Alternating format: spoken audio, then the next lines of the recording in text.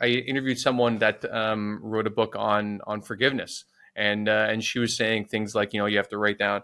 It was really interesting, like 1 to 10, and tens just don't need to be forgiven. She goes, we don't need to forgive everybody in our life, but we Mhm. we can work on forgiving the other parts if we want to. So where do you even start?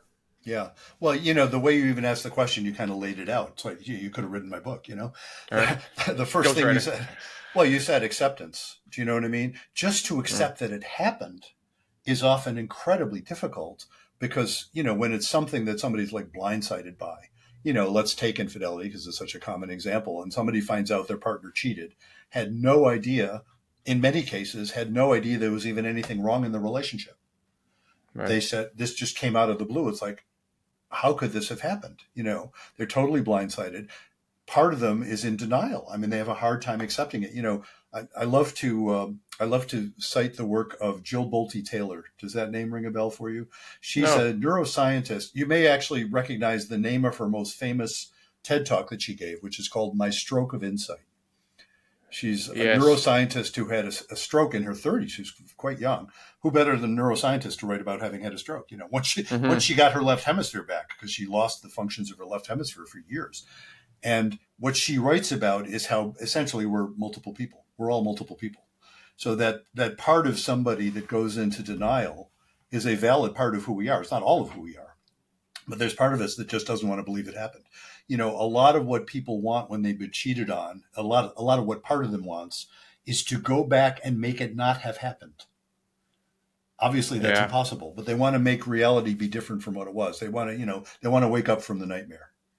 And so acceptance is a huge part of it. Just getting over that initial shock is a huge part of it. And then indeed, how do you get to the point of deciding, okay, what am I going to do about this relationship?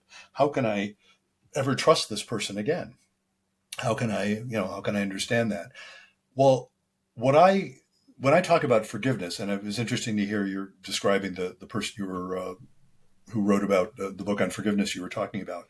Um, the idea that you don't have to forgive everybody. I mean, I get that. Part of that depends on how you define forgiveness. And I have my favorite way of defining forgiveness, and I actually sort of defend it in the book because it's not the only way. People use the word forgiveness, broadly speaking, in two different ways. One way to describe forgiveness, it's a very common usage, is that if I forgive somebody, I am restoring my relationship with them. If I forgive somebody who hurt me, I can say, well, I can get past that. I can say, you know what, I don't have to be angry at you anymore.